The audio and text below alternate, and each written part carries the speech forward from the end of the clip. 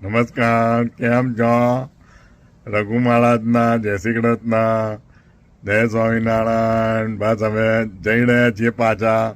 આપણો ભારત દેશ બોલાવે છે. 40 દિવસ ઓસ્ટ્રેલિયામાં બધાને 40 વસ્તુઓ શીખવાડી દીધી. બોલો, અહીંની હોટલવાળા કહે છે રઘુ મહારાજ પાછા તમે ભારત જતા રહો યાર, અમારો ધંધો બંધ કરાવતો. એટલે હવે મારે જવું પડે છે. અમને એક તો ખાસ અહીંયા ચાંદનીબેને બોલાયેલા કે તમે આવો અને બધાને ખાસ બધાને બધું શીખવાડો. એટલે એમના ગ્રુપના જેટલા માણસો મને મળ્યા એ દરેકને સરસ સરસ આઈટમ શીખવાડી. સૌથી પહેલાં તો અમે નીરવભાઈ મોદી છે એમની બર્થડે પાર્ટીમાં ગયા અને ત્યાં ઘણી બધી આઈટમો જાતે બનાવી, બધાને ખવડાવી, બધા ખુશ થઈ ગયા. બોલો, પછી શું થયું કે પછી અમે તરત ને તરત સિડની જતા રહ્યા. સિડની ગયા એટલે અમે ત્યાં છે ત્યાં અમારા રવિભાઈ છે એમના ઘેર એમના વાઈફ છે, એમને બધું શીખવાડ્યું.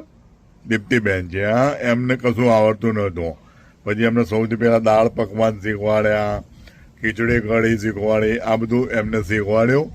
પછી અવનીબેનના ત્યાં ગયા, એમને બી અમે શું શીખવાડ્યું ખબર છે? અવનીને આમાં કઢી શીખવાડી, અને બિચારી કઢી નથી આવડતી એટલે કઢી શીખવાડી. પછી ત્યાંથી અમે અમારા ભૂમિકાબેન પૂળવભાઈના ત્યાં ગયા, એમને કોઠીનો આઈસ્ક્રીમ શીખવાડ્યો. પછી મૃદાંકભાઈએ પોતે હોટલ ખોલી ગયા, શું કહેવાય, અર્બન ચોક. એટલે એમને મેં વડાપાઉં શીખવાડ્યા કે અહીંયા બધાના ખવડાવો તમે, એટલે બહુ સારી ચાલશે હોટલ. અને બધા હવે હોંશે હોંશે ત્યાં જાય છે વડાપાઉં ખાવા, ભાજીપાઉં ખાવા, બધું જલસા કરે છે.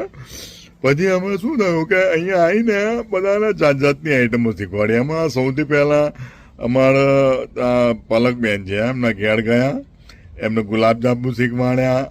આસ્થાબેન જે છે અમારા અશ્વિનભાઈ પાઠકના દીકરી છે, એને અમે સરસ મજાના છોલે શીખવાડે. કે છોલે એમને શીખવાડો, આ હેવમોડ હોટલમાં થાય છે એ ટાઈપના. પછી મેં કીધું જો છોલા તો તમને આવડે છે બનાવતા, એ બનાવવાના ને પછી એની અંદર ચાનું પાણી છે ને, ચા ઉકાળીને એનું પાણી ગળીને અંદર રેડી દેવાનું, એટલે બ્લેક કલરના સરસ મજાના છોલે થઈ જશે. બોલો, આજ તો ખુશ થઈ ગઈ એકદમ. પછી મહિમાબેનને અમે પાપડ શીખવાડ્યા. ભૂષણભાઈ છે અમારા પલ્લુબેનના દીકરા, એને અમે શું શીખવાડ્યું ખબર? છાશ શીખવાડી.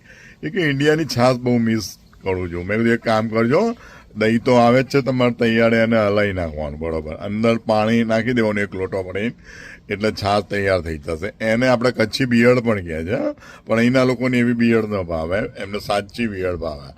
પછી અમે છે ને અમે અમારા એક મિત્ર છે શાંતિભાઈ પટેલ, એમને અમે ગોટા શીખવાડ્યા. જિગ્નેશભાઈ પટેલ છે એને દાળવડા શીખવાડ્યા. અને ઘનશ્યામભાઈ પટેલને એમના વાઈફ છે ને અમારા યોગિતાબેન, એ બેને અમે ઊંધિયું શીખવાડ્યું. મેં કીધું જેટલા શાક ઘરમાં પડ્યા હોય ને એ બધા લાઈન તમારા બનાવી દો એટલે ઊંધિયું તૈયાર થઈ જશે. બોલો, પછી અમે ગ્રીષ્માબેન છે ને અમારે એને પીઝા શીખવાડ્યા. મેં કીધું તમે છે ને સરસ પીઝા, તમારા પીઝા તમારા જોબ તો છે જ, એટલે એને ત્યાં જઈને તમારે શીખી લેવાના. છતાં હું તમને શીખવાડું છું. એ પીઝાની ઉપર તમારે જે નાખવું એ નાખવાનું. ગાજર બી નાખી શકાય, મકાઈના દાણા બી નાખી શકાય, અને જે ખાવું એ ખાઈ શકાય. એટલે ગ્રીસમાં બહુ ખુશ થઈ ગઈ ગયા. પછી અમે ત્યાંથી છે ને અમે બધાને બધું જાત જાતનું શીખવાડ્યું. અને છેવટે મૃદંગભાઈ મળ્યા, એ કહે છે અમને કંઈક શીખવાડો. મેં ચલો તો તમને બી શીખવાડું. એટલે એમને વડાપાઉં મેં તમને વાત કરી સિડનીમાં શીખવાડેલા, બાકી બધું મેલબોર્નમાં શીખવાડ્યું. પછી ભાઈ અચાનક અમને તો ઇન્ડિયાથી જાય વસાવડા આવેલા એ મળી ગયા. મને કે ચલો તમે મારા ઘેર. મેં ના ભાઈ ઘેર બેર ના આવાય, મને તો ગોંડલ લઈ જવા તૈયાર થઈ ગયા. પણ મેં ના પાડી. મેં કીધું મારે અમદાવાદની અંદર બહુ ડિમાન્ડ છે, મારે ના આવાય, મને તો એક આઈટમ શીખવાડો. મેં તું તો એક કામ કરો, તમારું નામ જય વસાવડા, તમને બટાકા વડા, જય વડા બટાકા વડા. બોલો કેવું, હું બી સાહિત્યનો માણસ છું એટલે પછી જય વસાવડાને મેં બટાકા વડા શીખવાડે. આ રીતે 40 દિવસ બાદ 40 આઈટમો શીખવાડી છે. બસ તો દોસ્તો, હવે હું જઉં છું પાછો ભારત. તમે બધાએ જે મારી પાસેથી શીખ્યા છો, ગુરુને યાદ રાખજો અને આ જ રીતે બધી આઈટમો ખાતા રહેજો.